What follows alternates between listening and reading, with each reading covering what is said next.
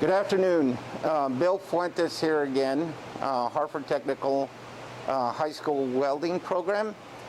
Today, what we're going to do is we're going to go through the cutting operations of the oxy-fuel welding set. From this point on, what we're going to do is we're going to show you how to get the pressure on the set, how to make sure that it's ready to go by leak testing, and how to make a cut using the oxy-fuel set.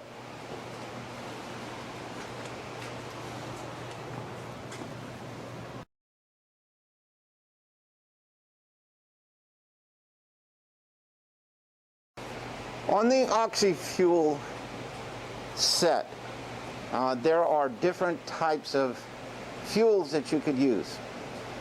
The fuel itself that is most commonly used is what we call acetylene and oxygen.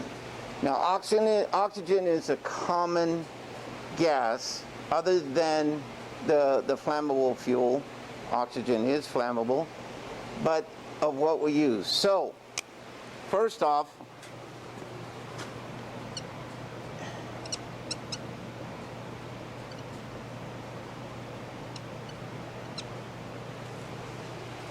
acetylene is very flammable. It's very unstable when you move it around or if you're traveling with it. So everything has to be capped according to Department of Transportation, right? So the acetylene is a common, that's what we use in the shop. We'll talk a little bit about the acetylene when we do the setup of the fuel set. What we're going to do right now is just the cutting.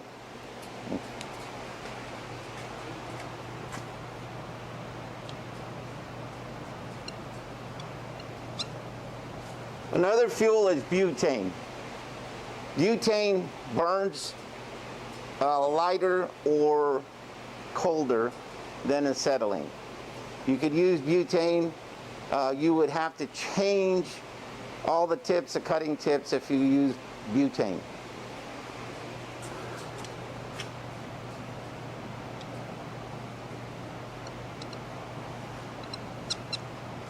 The other fuel that you could use is propane, right? We use that commonly in our barbecue grills or anything like that, but we can use the propane on the oxy-fuel set.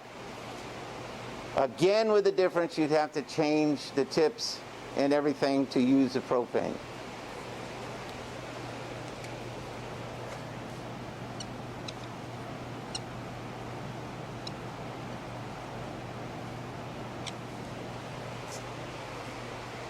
The other one that I want to speak at right now is the MAP gas. The MAP gas is another type of propane and butane. And MAP gas, you could find it, but it's not as common as the other three. There are a lot of pocket guides that can help you in setting the pressures and getting ready to do some kind of cutting or welding operation. Like I said, we're going to do the cutting operation today. We'll see what other else can come out, maybe do the welding operation, and we got to do it from the scratch and set it up from scratch. So let's see what we get in the next couple of classes going on. Now, Victor is pretty much a common maker of all the cutting torches, all the tips and everything, and they also sell hoses and everything else. We'll talk a little bit about the hoses. So Victor is a good pocket guide that you could get. Inside Victor is the charts on what pressures to use. Now, this isn't the only one. There are tons. Okay? So not a lot of things are needed for the oxy-fuel set. We do have some tools, which we're going to pan to in a little bit, on what exactly you need to light the torch and make sure the torch is safe to work with. So if you look over here at the tools, this tool here is a oxyacetylene or an oxy-fuel wrench. It's kind of like, if you look at it, it's a multi-tool, so it uses all the sizes of wrenches to help you put the machine or the set together. You have an adjustable wrench, which will suffice if we don't have an oxy-fuel wrench. You have a striker, and you have a tip cleaner. Tip cleaner has a bunch of wires in it so that you can clean the top of the tip so that it doesn't cause you a problem when you get the flames together. The last thing I want to introduce is soap and water. Soap and water is a very important part of this so that you don't have any leaks, so you could check and make sure you have leaks so you could take care of it. Okay, we're going to come back over here. In one of the installments, what we'll do is we'll talk more about the oxygen and acetylene bottles. First thing that I'd like to do is just show you the difference, the major differences in the bottles. One of the major differences is the colors. You got green and you got red, right? Other is the size. You could get either a more stout looking acetylene cylinder, and you'll see that on different sets. This one's a little bit smaller, but that's okay, it's still acetylene. The colors of the cylinders correspond with the colors of the hoses, right? So the acetylene hose is red, oxygen hose is green. And the last difference I want to just kind of mention is that the acetylene has notches in the assembly nut. That means that it's left-handed threads. Left-handed threads, right-handed threads. One of the safety tips that I would like to put out is you have to make sure that you have at least 2 people doing an operation, because one person should be watching the cylinder, the other person is cutting. Sometimes you don't have 2 people, but if there is a possibility, you need 2 people. Other than that, you need to make sure that the hoses are out of the way of any kind of slag, sparks, or anything like that. What we're going to do next is we're going to put some pressure on the oxygen cylinder and get that set up, and then we're going to check for leaks. So you turn the oxygen cylinder on all the way, completely. What that does, it helps with the double-seated valve, which is the cylinder and the working pressure. The working pressure is going to be put on by turning on the oxygen down at the bottom control area. The bottom control area has got the availability to do this. You want to have somewhere between 45 and 50 pounds. Where you find these pressures or working pressures is in the book, the metalworking book, and also they did little pamphlets on what working pressure to use for what jobs. Once we get that working pressure, we're going to close everything down to make sure that it's shut, and we're going to get a solution of soap and water to check all the connections. The connections that we're going to be concerned about is right here where it connects to the cylinder.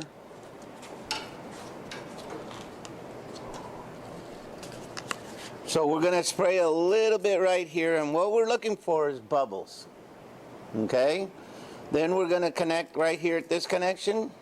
Do the same for the oxygen.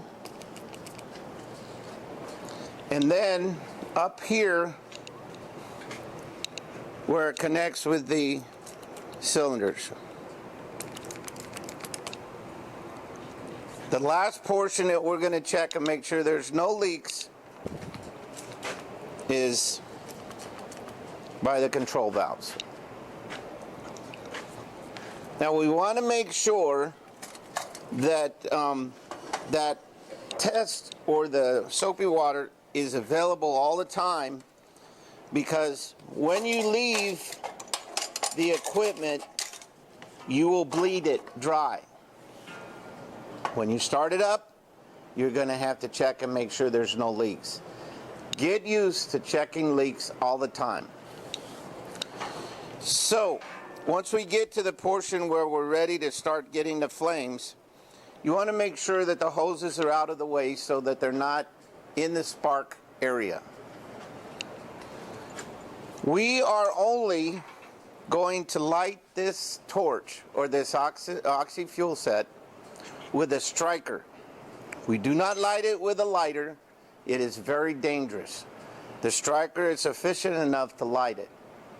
When I light this, what we're trying to do is get the acetylene to a point where we add oxygen to it, and I'll explain the difference in the flames as we go. So what we're going to do is grab the cutting torch. You want to make sure that air's coming through when you hit the cutting torch handle. That pushes air through the ports that it needs to and cuts. Now I don't know if you could see, but if you take a look at the tip, there's one hole right in the middle. Is for the air, right? The holes that encircle it are actually for your fuel to heat it up. So your acetylene is around the side, oxygen is right in the middle. Okay? We're going to make sure our glasses are on, and we're going to go ahead and put a small amount of acetylene first. Now, when you see the black soot there, what you want to do is put enough acetylene so it has a little feather in the end, and that soot is gone. Then what you want to do is add the oxygen, making sure the bottom control is on, and the control for the torch is from the top. If you've got a feather, if you could see the difference, if you got a feather, that right there is called a reducing flame. The reducing flame is approximately 3,600 degrees. The thing that you should always remember, this will get warm, but you can still touch it. That's just showing you that you cannot burn yourself if you touch the metal portions. Okay? When we add a little bit more oxygen, we want to get what they call a neutral flame. You can hear a little bit of the hissing, but the neutral flame is what we do all our cutting and welding in. So you want to adjust so that feather is gone and you have a neutral flame. If you add more oxygen, you will hear a continual hiss or air kind of a sound. That is called an oxidizing flame. The difference between the reducing flame and the oxidizing flame is about close to 2,000 degrees. So the oxidizing is around 5,200 degrees, and the neutral flame is somewhere around 4,500 degrees. So what we want to do is take the oxidizing flame down, get our neutral flame back, and this handle right here on the cutting torch pushes air through so we can cut it. So what we have to do is press the handle down and get our neutral flame while the handle's down. Okay? What that does is, when I showed you the different holes in the cutting torch, the outside, right, is the heating up portion. The inside is that cutting torch operation. So the air of the oxygen goes through that center orifice.